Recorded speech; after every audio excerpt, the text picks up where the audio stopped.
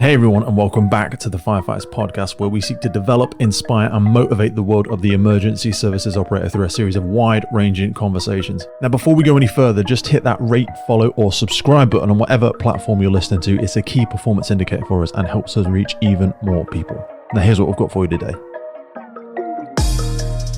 Welcome back to another episode of the Firefighters podcast. In today's episode, I sit down with my good friend, firefighter, and former Army Air Corps, Scotty Hewson. And today we're going to talk about a mission that goes way beyond the fire ground, or even a helicopter for that matter. Scotty's story began back in his childhood with a spark when his grandfather took him to an air show as a young lad where helicopters became more than machines. They became his dream. Military life brought highs, lows, and lessons that shaped who he is today. But as powerful as that chapter was, it was the next part of Scotty's story that brings us here. Because in 2016, he took part in the Farrell Memorial Stair Climb, which is a tribute to the 343 FDNY firefighters who lost their lives on 9/11. That experience lit a fire in him that's grown into something pretty extraordinary.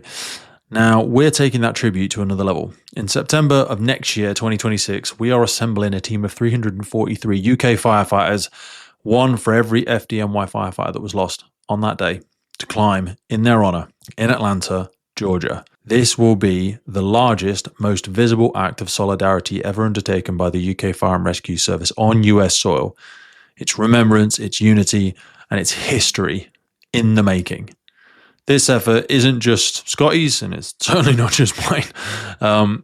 It's being led by Scotty, supported by leaders from across the fire sector and beyond. We're talking Barnaby, Olivia, Will, Rob, and so many more. The team's just growing by the day. And together, we're calling on every single fire and rescue service across the UK to step forward. We want every service represented, every badge, every county, shoulder to shoulder. And it really matters because as we approach the 25th anniversary of 9/11, we have the chance to show our brothers and sisters in the States that we remember, that their sacrifice shaped us too, and that we stand united in honouring the legacy of those 343. So this episode with Scotty really gives you a behind the scenes inside look into the planning, the logistics, and why this is such an important mission for so many of us. But more than that, it's an open invitation. If you're a firefighter listening to this, we want you with us in Atlanta. If you're a leader in the service, we want you too, and we need your support to make sure your people can be there. If you're part of the firefighting family in any way, this is your chance to be part of something really, truly historic. So stick around. It's me, it's Scotty. It's an incredible journey. And ask yourself, will I join this? Will I reach out? Will I go in the links underneath this episode and register my interest? Will I carry the memory of one of those 343 up those 110 flights? This is bigger than an event. It's a statement of who we are. Firefighters united, firefighters remembered, all climbing together. I'll see you on the other side. How come every time I speak to you, you've always been messing about with some sort of helicopter? Because it's my passion and my love, apart from the fire service. So what have you been messing about with recently? Give me a bit of a rundown of why you have such a passion with helicopters as a start. It's quite interesting, really. So when I was a kid, my grandfather took me to an air show and I saw a big yellow helicopter flying around. And it was a Wessex. And I said to my grandfather, I want to fly on one of them one day. He went, you will, Nipper, you will. Don't worry.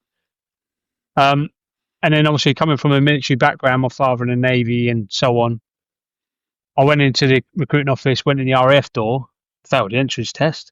So I walked in the Army door instead and passed that one because I ate the crayons. And so can you eat more than 20 crayons in less than 60 seconds? I think that was the test. I think because I ate the green one, that was it. I was in. So I joined the infantry because they said that's where I need to be. And after a couple of years, I was fed up with being a bush. So I transferred to the Army Air Corps and become a Lynx crewman, door gunner.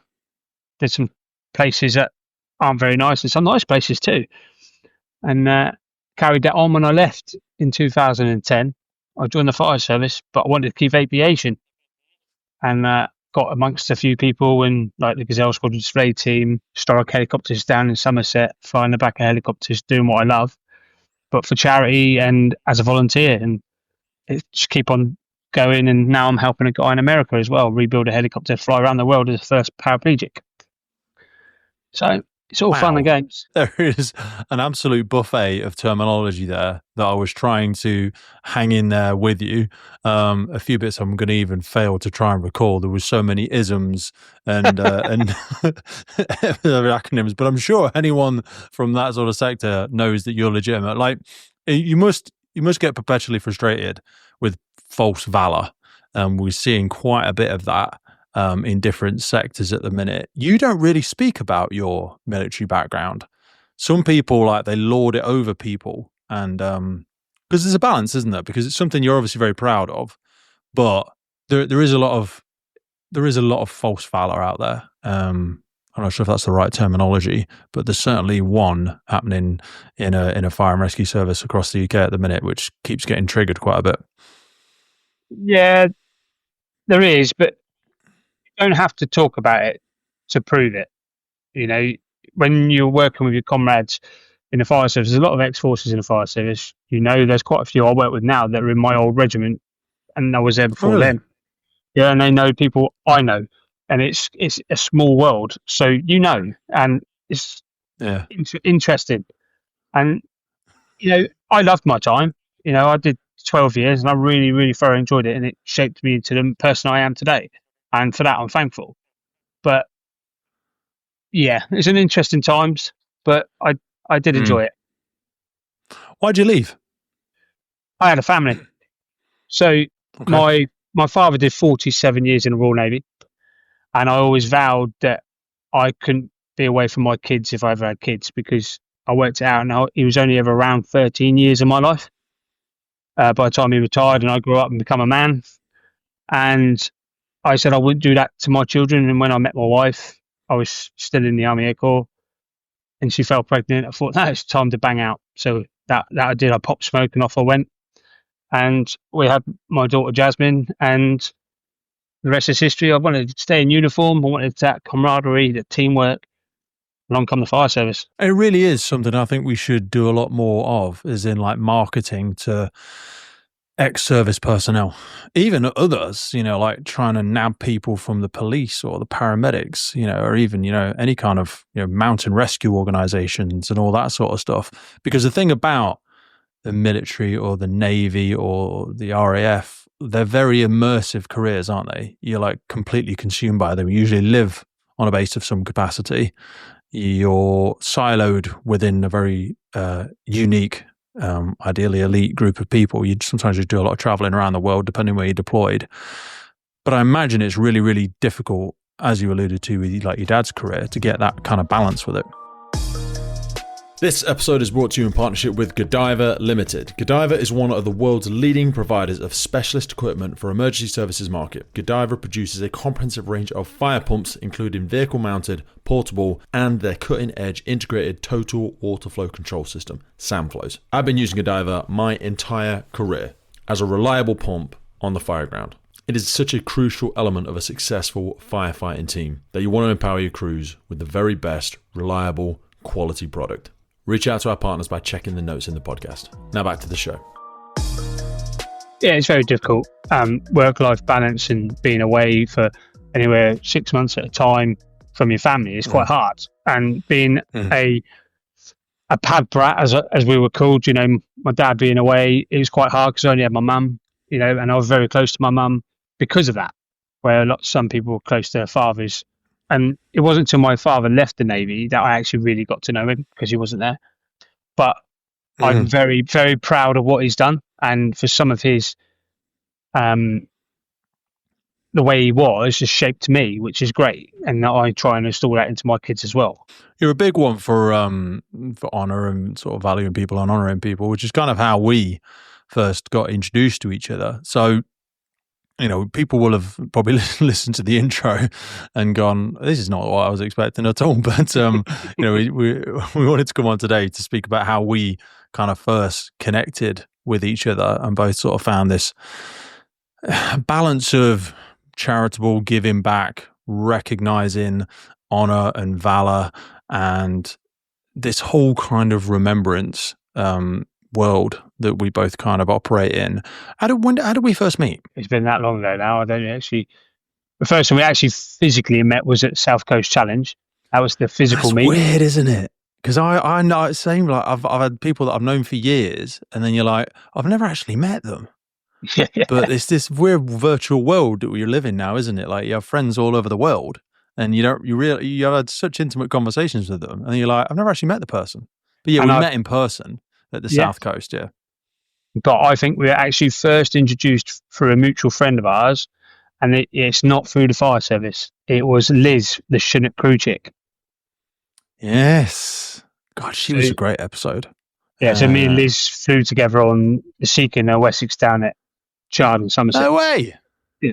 Oh, you told me that before. I knew that. Oh, this is terrible. My memory's horrendous. I think it's like I'm trying to pour water into a bucket that's already full with my memory. Stuff just spills out all over the place. Yeah, she was really, really great. So we first got introduced to that, and then when we were having conversations and you're like driving around up and down the country doing different things with helicopters, we'd have these big long conversations, and you start to understand the kind of level that somebody's operating at. You know, they kind of drop, not like ego drop, but like they drop in things into conversations. You're like, what are you doing? Random. When was the first time we started talking about this kind of Terry Farrell, 110 floors, the memorial, the FDNY, the 9/11 stair climb? When did we first start having it? Because you've been in amongst us for a couple of years now. Yeah, so it must have been best part of 6 months ago. I dropped something in your DMs or your WhatsApp or whatever it was that you fancy being part of this. But I've actually been a part of this since 2016. But so 2015, I saw an advert on Facebook for the Terry Farrell Firefighters Fund Memorial Stair Climb in Atlanta, Georgia. And I thought, what have I got to lose? And off I went, sent a message, and I got an email straight back. And would love to have you guys come over, blah, blah, blah. You know, I was, wow, okay, I didn't expect that. And I was on a different watch back then, and I was sat there in the TV room having a cup of tea with two of the senior guys and another guy of my level. When I said, fancy going to America, guys, to climb some stairs? They went, yeah, all right then, why not? What could go wrong? Next thing you know, in the September of 2016, off we went. We jumped on a Virgin flight and went and climbed some stairs. And that's where it all began. And my friendships with them three other individuals, two of them retired now, is phenomenal. Just from that one event. You know, I thought our friendship and our comradeship was phenomenal on the watch. Once I went and did this, our understanding of the fire service in general around the world, what the guys went through, just installed more honour and respect for us for that. And then we left it. You start to zoom out and really realise the thing that you're part of as well, don't you? Yeah, like, that's what I think with friends. When you have really immersive experience, I always talk about salty friends. And what I mean by that is like when you've exchanged salt, when you've done some hard work together, when you've sweated together, and that can be in an incident, it can be in an event, it can be in a physical thing, it can be in a charity thing, it can be an emotional thing. That's what, you really get hooks into each other. And those things become like really low maintenance friendships, but you could not see them for 3 years and then spend a weekend with them and like your best friends. Do you know what I mean? I fill my life up with those people. Oh yeah, it's true friendship. They're the ones that are family. They're not just friends; they're family. Don't you think we're losing that though? Yeah, I think we're losing that. Massively. Social media, we've never been as connected as we ever have before. Because they're walking around like that. It's puddle jumping. It's so much puddle jumping. Do you know what I mean? We don't have these deeper relationships anymore, which I think is one of the things that draws people to careers of service. That brotherhood, that sisterhood, that real family where you're going to go through something with someone and have a meaningful bond. So sorry, the four of you went over. Give us a rundown of what you thought you were going to go and do, and then what it was like when you got there. Who did you meet? Where did you go? What did you actually do? So we didn't know really what to expect. We had, conversations, emails, this, that, and the other. We self-funded our trip, and we did a Just Giving page to raise a bit of money. We were in the local newspaper. We went over and had a giggle, had a look around at Atlanta, this, that, and the other. Met up with the organisers, and then went to the most amazing Mexican restaurant off the back of some alley. It was phenomenal, and it's the best burrito I've ever had. And they were just so... That's a euphemism, isn't it? Yeah. You've had some burritos, I know that. I'm a firefighter. So the way they welcomed us, it's like we weren't strangers. We were part of that bigger family, that brotherhood, that sisterhood. Straight in with the hug, straight in with the strong handshakes, and welcome, brother, welcome. What can we do for you? Tell us about your service. Tell us about what you want to learn. And they had so much passion for us to be there. I was overwhelmed, really overwhelmed, and I have never experienced that before in that way. And then we went off to this year. They did it in a tower block, and it was full of glass, and it was really, really hot. And there was over 500 climbers in this stairwell, and it felt like an eternity to get going. But it wasn't about 500. Speed. Yeah, Jesus. It wasn't about speed. It's a sight to see, isn't it? Oh, yeah, but it wasn't just adults. There was children there. It was a family event. They brought the kids along. Kids wearing backpacks. They were wearing weight vests. They were with their mum and dads. They were so proud to be doing it. It is beyond a privilege to be able to bring the Firefighters podcast to you, and we are so grateful for every single person that supports, listens, shares, and follows our journey. But here's the honest truth. It takes a colossal amount of time and work to keep the podcast going. And to help us keep doing it, create more, reach more guests internationally, and make the podcast sustainable, we're asking for you to help. And to do this, we've set up a Patreon page. Now, by joining this, you'll not only support the future of the podcast, but also gain access to exclusive benefits. Now, if you've ever wanted to meet a member of the podcast, buy us a beer, buy us a coffee, and you think anything you've ever listened to on the podcast has been worth £3, that's basically what we're asking you for. By joining our Patreon community, you will get access to every single full episode archive we have ever made. Now, hundreds and hundreds of key documents that we've got in there on fire behavior, firefighter health, cancer risks, instant debriefs, and so much more. A growing collection of valuable resources to help you learn and grow. Your support in whatever way, dropping it in the WhatsApp group, sharing it on the local newsletter, whatever it is, it's incredibly valuable, and we really do support it, and we need it to make it a long-lasting resource, that legacy resource we always talk about for first responders, firefighters, and everybody everywhere who's ever been interested in joining the fire service. Now, if you're already supporting something, as many people do, it's totally cool. You can still access the podcast for free, and you'll always be able to access all the new episodes for free, but we're asking for your help to make this sustainable. And we want to keep growing, we want to keep sharing the insights, and we want to keep showcasing the incredible work happening in our community and our sector. So if you feel like you want to join the Patreon crew and help us make this possible, head to patreon.com/TFFPC or check the link in any episode podcast notes. Every time they walked past us, they shook our hand and said, high five, well done, good to see you type things. I was like, okay. And we stood out like a sore thumb because we got galleys on and, blue kit. There's different bunker gear. Their stuff's very, very old. I always think their kit looks so much cooler, but it looks remarkably inefficient. But that's also part of the thing, isn't it? They're so about tradition there. Like the helmets, I've got one of them in my garage. They're the heaviest, clunky things. But it's just so it's a status. It's a symbolism, isn't it? Yeah, it's tradition for them. Yeah. And they're just, and I've got two of my own that they've given us, over the years, and they go on my wall. And we climbed, and then afterwards we went to a bar called the Wing Cafe, and everybody, firefighter-wise, turned up. Was on that climb, and we're swapping stories and training and what we do and what they do and what we've experienced. And have you thought about this? And then they had their new guy, they call them probies, we call them probationers or whatever. And they did their traditions, and we all sampled a hot wing, and some of us sweated a bit, some of us didn't. And it was just so much fun, laughter and storytelling. It went on for hours. And then they chauffeured us about, they dropped us at the airport, they picked us up, and the hospitality, wow, it was amazing. And that was the first year. Why were you actually doing it? I don't want to make any assumptions of the listener. I mean, we'll have given some context in the intro and stuff like that. But for people that are totally unfamiliar with this, why are we even doing it? So what's the point?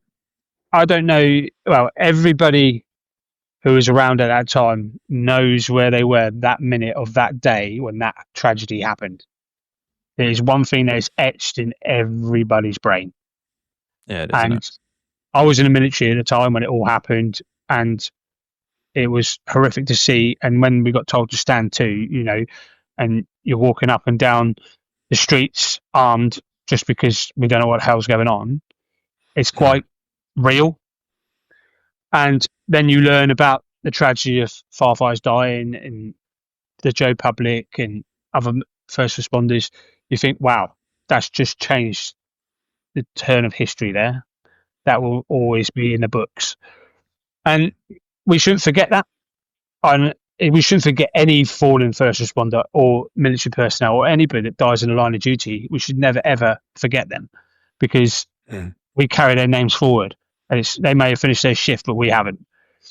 And I believe that by doing a climb like this, and by us going over there or them coming here, for instance, it just shows that ultimate respect for them individuals and those loved ones that they've left behind. And I think we need that. When did you first learn of Terry's specific story? Because Terry was only one of the individuals that was lost, in that tragedy. But the Terry Farrell Memorial Climb is a sort of a big movement over there, isn't it? Oh yeah, massive. I first knew about it all when obviously we went over for the first time in 2016 and doing a bit of a read up. But not the funniest thing is, there's many stair climb around the States because it's so vast. And they've actually got, I think I might be wrong, but I think they've got about 13 different chapters. So each state has like a chapter.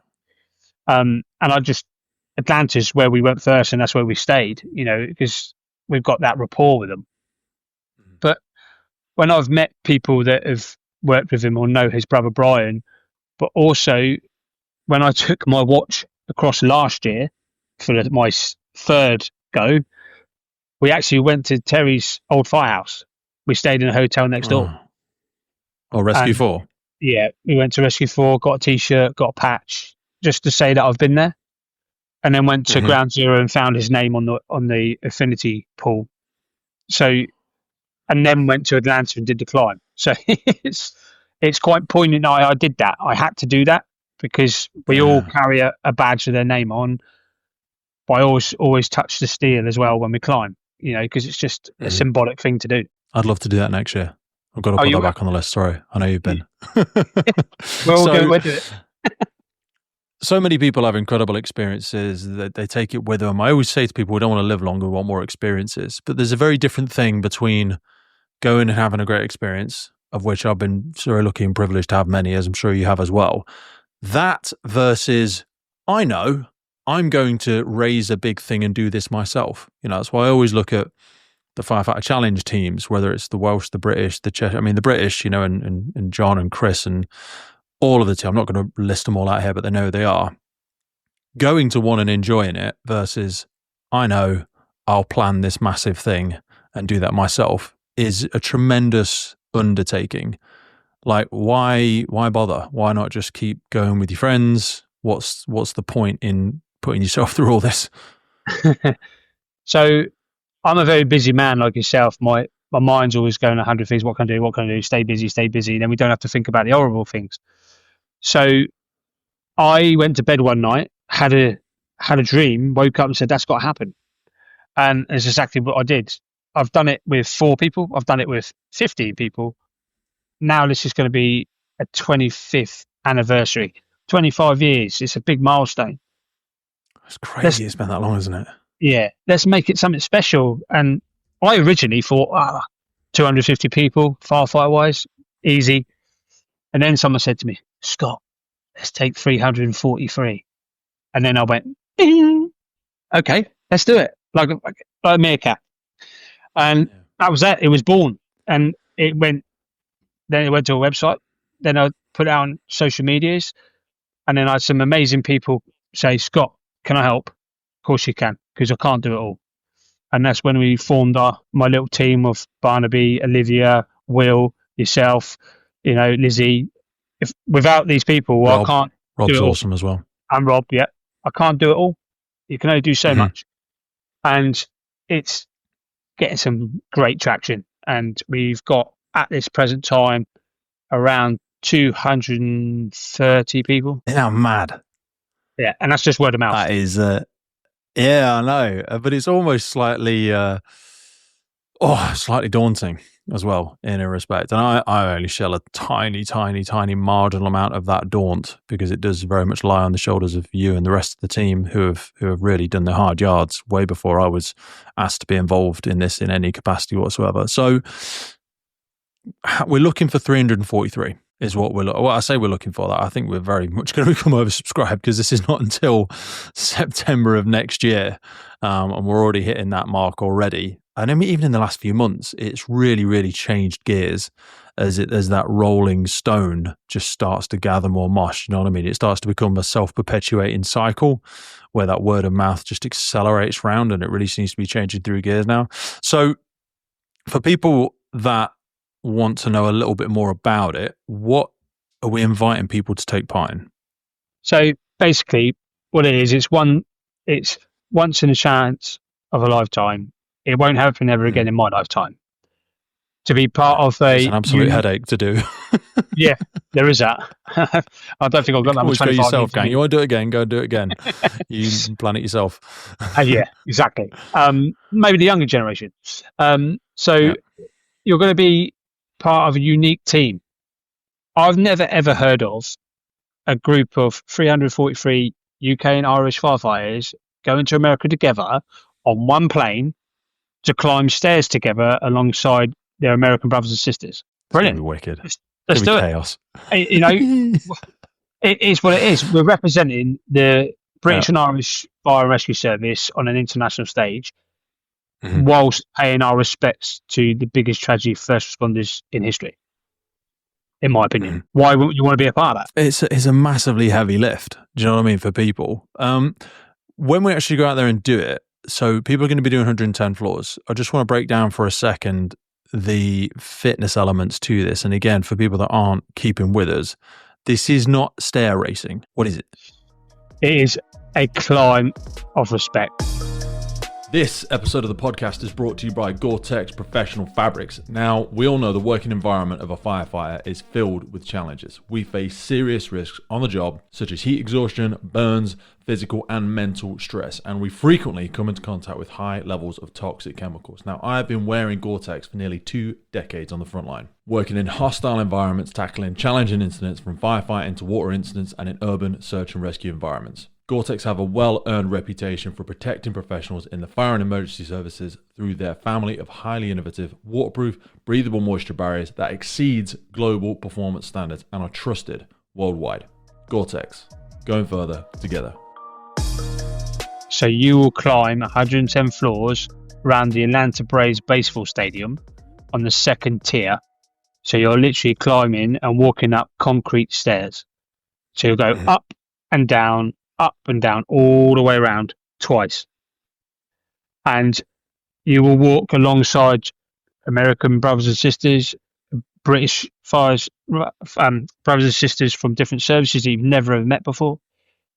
Joe Public, come along and do it. Young kids, they all look up to these people. Even their version of the fire cadets, their fire explorers out there, will be doing it as well. And they all do it in full kit. Members of the military over there all climb, and they all do it for the same reason, to pay respects to the 343. And it's amazing. It really is. The atmosphere. They're on the big screen. They run pictures of all the firefighters that died that day on the big screen, music playing, bubbles coming down the stairs, high-fiving, whooping. Just that appreciation doesn't stop for the minute you start to the minute you finish, and then you go afterwards and go to the meet and greet at the end, and they have a raffle where you can do silent auction and win a FDNY top or a free pass to a shooting range, as they do over there. It's just phenomenal. It is really phenomenal. So what do people have to do to qualify for this? Do they get support from their service? Do the service have to sign off on it? Do they get sports leave? Is it just a case of booking your own leave? And break down those elements. Is it open to retired people? At the moment, it's open to all serving firefighters at this present time. I'm aiming to get at minimum of 5 from every brigade. However, I do understand some brigades are smaller, some are bigger, so you work the numbers out. I ain't doing that. One other team will do that. So the way we look at it is... Math works, though, because there's like 47 or something, isn't there, across the UK? Yeah. And in fact, Ireland's got loads. Yeah. Ireland have got... I don't know how many they've got. I'll have to Google it in a minute. But they've got loads compared to how small they are, because they have a different one for every like town, pretty much. Exactly. Whereas ours are breaking up, like Scotland's gone from 8 down to 1 or whatever it is, but it's still 40, 45 or something like that, I think. Exactly. But yeah. So we set up the website after having conversations, and basically what we're saying is submit your expression of interest, give us your name, all the contact details and all this sort of stuff. But in the bottom, put in a piece on why you want to do it. And then it gives us a synopsis of what and why people want to do this. And there's been some interesting ones recently and not so interesting ones. But if we become oversubscribed, which I'm sure we will send these to the Terry Fund and let them choose the individuals. So it's clear cut. Because it's about them as well. And I don't want any bias anywhere along the line, because everyone should be in with a chance to do it. Would it be awkward if you got cut? Because you're not very interesting. No. That's all right. I'll make my own way then. Me and you might need to spend a bit of time jazzing up our bios a little bit. Yeah, exactly. Get some more heartfelts in there. Don't ask, don't get. I mean, Terry donated bone marrow, for God's sake, to a young girl. I tell you what, I'm not sure I've got that in the chamber, to be honest with you. You know, it's a bit of a heavy lift. It'd be amazing what people do to help somebody out in their hour of need, isn't it? Oh, mate, so much of that came out after he was dead, though. I mean, I know they did some awareness in the local newspaper, but like he didn't drive that. Like I think this is what it's really for. It's for people that are secret heroes, people that see all the firefighter challenge events and go, you know what, I love the camaraderie of that. I love what it's about. I love the charity fundraising stuff of it. But I'm not about, some people will see it as ego and sprinting around on a course to prove you're the fittest and all that sort of stuff. Obviously, I don't think that. That's why I'm so involved in them all. But I think there's so many people that want to be part of this type of thing, but they're trying to find that thing. Do you know what I mean? And I think this is it. It's that real balance, because realistically, this is more than achievable for any operational firefighter. You passing your annual fitness test, you'll smash this. Yeah, don't get me wrong, it's not easy. A bit like the burpees I did the other day. You know, it's not easy, but it's achievable. And it's here. If you want to do it, you're going to do it. Whether you're in tatters or not, it's about finishing. And it doesn't matter if you do it in an hour or you do it in the 3 hours. You'll get to that finish line and you'll think, wow, I've just done that. And I did it with these people. And that's a memory you'll take away with you forever. You know, and recently, a lot of chiefs have spoken to members of my team are now starting to get really on board with it. And because we're coming under the British Firefighter Challenge as well, because we're doing a stair climb in the UK every year now, as of next year. That's where Fire Sports UK come in, and potentially we can get sports leave now for it, so the individuals may not have to do too much about swapping leave and get someone to cover shifts. And it's all about making it achievable for the individual that wants to do it. Tell me about the climb we're doing in the UK. As like a starter for 10 for people that have an interest in seeing it more locally, even if they don't think they're going to be able to get the leave or, you know, convince their partner to release them away to America for a bit of a jolly in the name of firefighter remembrance. What's the one that's in the UK? So I've got along with the American one, I had an aspiration last year to run a memorial stair climb within the UK, because we don't really we do lots of different things for the fallen, don't get me wrong, and it's very commendable. But I want to do something big and special along the lines of 110 floors around a football stadium.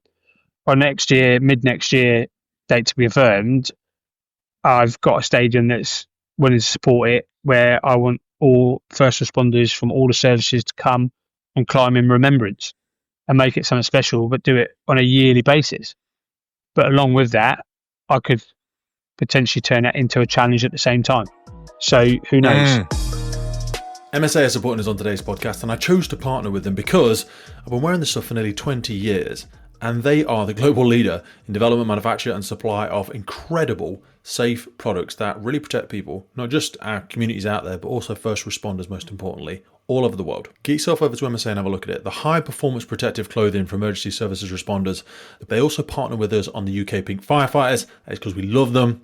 The helmets with the reflective visor, the F1XF, absolutely epic helmet. And not forgetting how they improve firefighter safety through their connectivity in the connected firefighter platform. MSA are always pushing the envelope, and it's a real privilege to be able to continue to grow our partnership together.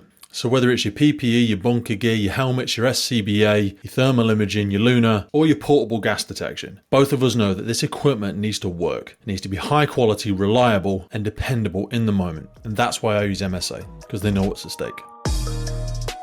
But I tell you what, turning that into a challenge would be cool as well. Because I know we've tried to put together some stair racing in the UK, and there are a couple that do it. But I love stair racing. I really, really love it. It's all quad drive and glutes, and I don't know why. I think it suits a certain type of athlete. But so we're going to do one in the UK, and then that'll be the run up for this. So we've got 343. Is our cap that we're looking at. When you said about getting chief fire officers and services involved, most of this has started from a bit of a groundswell, which is how all the best things start, really. That's how the podcast started. We didn't have any, big people on. It was just by firefighters for firefighters, which is exactly what your thing is. You know what I mean? Is something that's put together from a groundswell of really authentic, just drive and passion for something.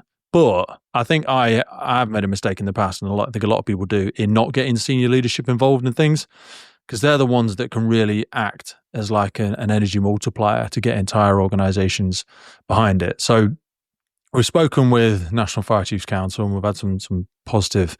I'm going to put him out there and say Phil Garrigan is on board, and he's going to be promoting it with us at the Emergency Services Show, and getting that off National Fire Chiefs Council to filter it down through that.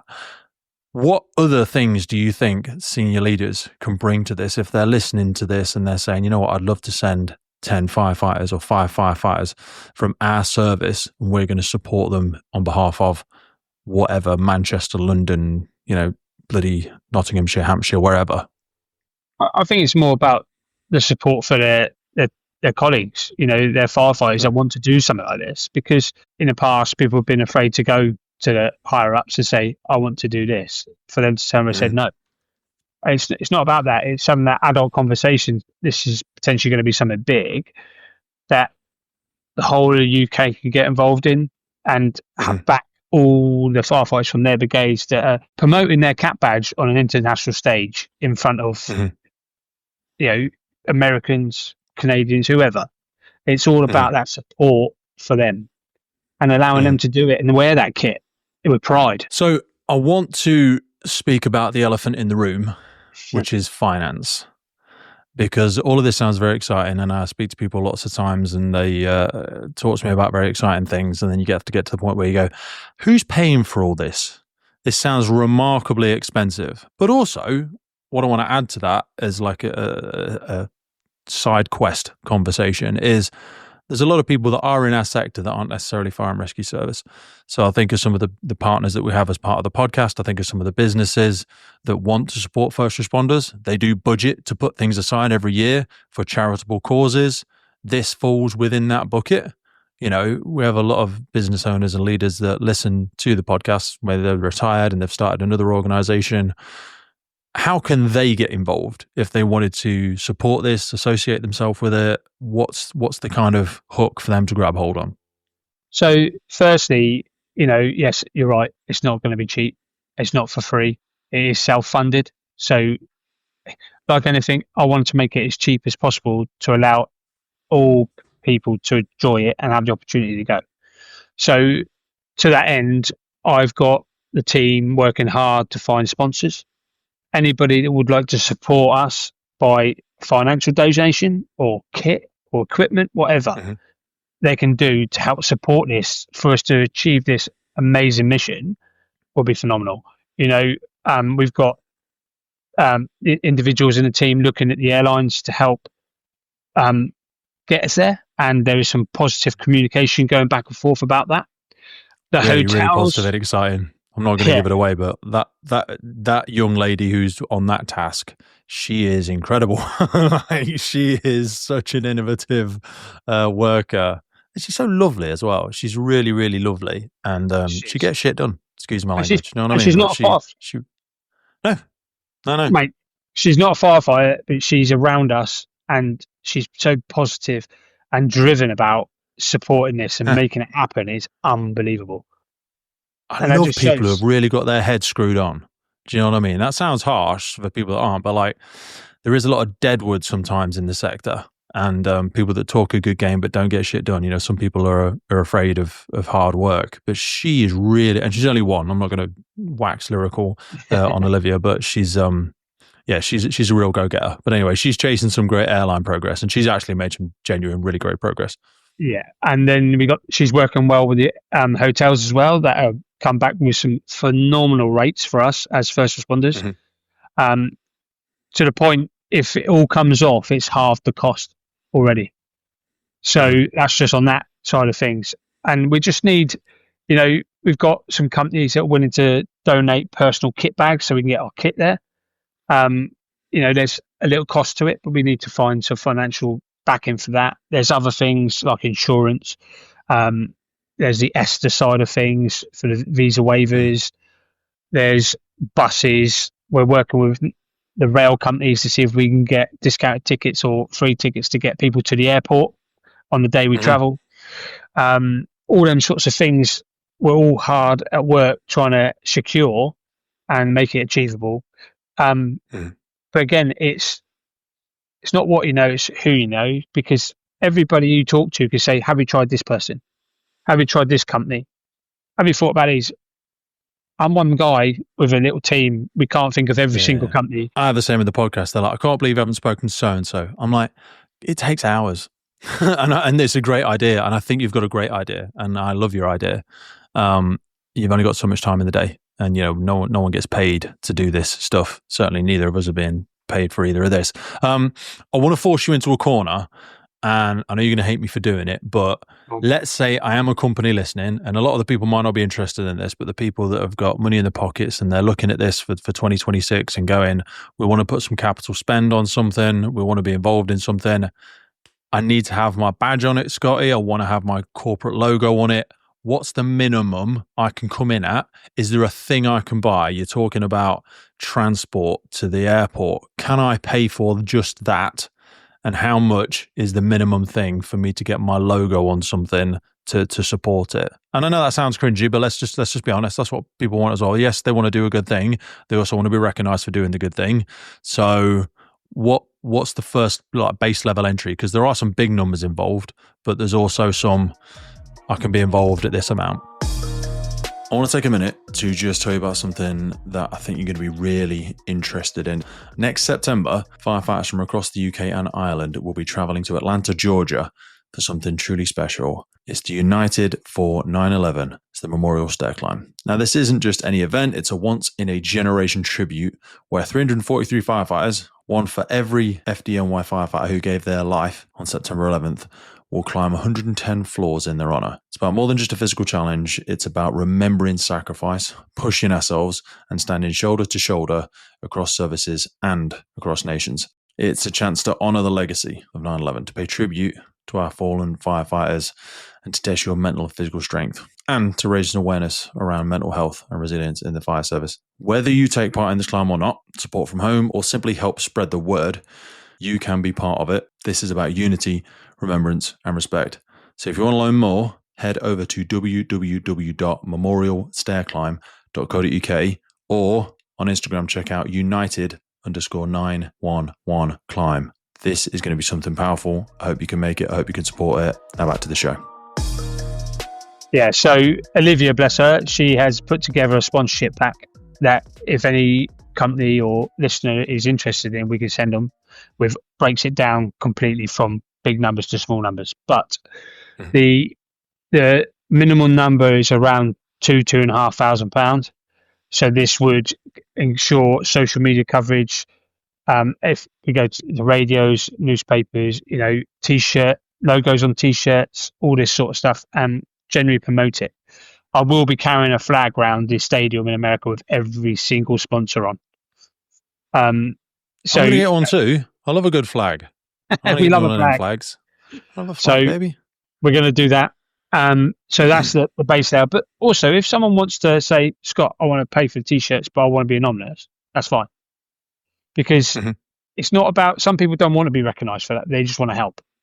So I totally get that as well. You know, we had a company for not my very first one that said, "Oh, I'll pay for your t-shirts," but they didn't want any recognition for it, and that was great. You know, it was a t-shirt printing company that donated the t-shirts. They didn't want any recognition. It was great. So there are people like that, and we greatly received that, and we're greatly, you know, support them in any way we can as well. Like, can people buy the t-shirts now? Because we've literally just in the last week or so nailed them, haven't we? But I don't think we've got them on sale anywhere yet. So, yeah, we just had these t-shirts done, mainly for the emergency services show, and everybody that will climb will get one, and we will potentially sell some as well to help raise funds for the climb and the charity as well, because we will be doing some fundraising to raise money for the Terry Farrell Firefighters Fund and our own Firefighters charity. So we're going to have in the next couple of weeks a donation page of some capacity. So by the time this podcast comes out, we will have a link for people to go if they base level just want to give a donation. They want to support firefighters being able to go out there. And that's obviously open to anybody, friends, family, international members, people that want to support the climb but aren't be able to get leave, or they're not a serving firefighter or whatever. We're going to try and nail this sale of the t-shirts, whatever capacity that looks like, whether we do some through an online shop, whether it's an email address, whatever it is. And then money from that, you know, it's not going in Scotty's pocket or anything like that. It'll all be donated to getting these 343 firefighters out there. I always say to people, a rising tide raises all the ships. So trying to make it as affordable as possible. And there is something about the scale of it. You know, now that we've got 230, 240 firefighters involved, that's a big number. It's a massive number for airlines, for hotels, for things like that. So it does progressively bring the total cost down effectively. Right. Everybody knows somebody, don't they? So, and someone might say, "Oh, I'll go speak to such and such, or I'll speak to such and such," and mention it. And by the time you've got 343 people, you know, bumping their gums to individuals, who knows what can come from that? It's, again, you don't know what door's going to open and lead to what. So for people that want to get involved in this, where are they supposed to be emailing? Where are they supposed to be following? And just give us a little bit on the timeframes again. I know we have not got a date to be confirmed for the UK one, but this one's obviously going to be in September of 26. This one is, September 26. Date to be confirmed. However, if you're interested and you want to get your name on the list with a chance to go, I would visit www.memorialstairclimb.co.uk and submit your expression of interest there. Follow us on Instagram as well at United_911climb. And you get regular updates. And when you sign up, you will be added to a WhatsApp community group. So you get live updates and feeds through that also. We're going to be at the emergency services show soon. We're going to be hunting around there, speaking to people, trying to get more partners on board. We've got some meetings with a few national and international potential sponsors there, which is going to be massive as well. But yeah, I'm going to be on this. I am elbow deep. I try and commit to lots of different things, but this one I've definitely got the time off. It's going to be some point mid-September next year, most probably. If anyone's ever wanted to come on an adventure with me, not because I'm remotely interested, just because they know I get invited to some really cool stuff. So if you want to come and do a really cool thing with 300 plus firefighters from all over the UK, make a bond and a relationship that you will have for the rest of your career. And these sort of things are like atoms. You break this atom of an experience and they shatter off into 1,000 other things. The people that you'll meet over there, the connections that you'll have. I've been away with my family to Gibraltar, to Germany, to America, to Canada, with people that I've met on the podcast or I've met through the Firefighter Challenge sector or have met at smoke cooling experiments in the Netherlands. I was invited out to Ukraine again recently, but God, leave is always the problem. So Get in there early. It is filling up really, really quick. I'm going to go out there and say by the time this episode probably goes out, I think we'll be really close to 300. But I won't be surprised if we're at 500 or 600 by the time as it comes through to the filter. But they're good problems to have. So for anyone that wants more information, have a look at the links underneath. Keep in touch with us. Send all of your comms to the United 9/11 Instagram page. You'll see the link below. Don't send them to me. Not because I'm not interested, but I'll likely forget. And we want to try and keep everything filtered into the great team that we've already got going on with it. But I'm really excited about it, brother. It's a big challenge. The logistics and planning of it is a really, really heavy lift. But like I always say to people, we don't want to live longer. We want more experiences. And this is one of those experiences that I know if I don't do it, I will just kick myself constantly for having missed an opportunity like this. So really looking forward to it, mate. Really, really privileged to be invited to be part of the organising team. And send my love to the family, and I'll see you soon. Yeah, take care. Well, that's it for today, folks. Hope you took a lot away from that episode. We started the Firefighters podcast to develop, inspire, connect, motivate, represent, and most importantly, celebrate the world of incredible emergency services operators and the wider sector through this series of wide-ranging conversations. We really love creating this podcast and bringing it to so many people. Did you know you can also find these on YouTube? We do a lot of video podcasts now. You can head over to our YouTube page and follow, subscribe there. And as a final ask from us, whatever platform you're on, please rate the podcast. It really helps us as a key performance indicator to reach more and more people. I've been your host, Pete Wakefield. This has been the Firefighters podcast. And wherever you are in the world, please stay safe, be happy, live with intention, and where possible, please remember and support your firefighters and first responders. I'll see you next time.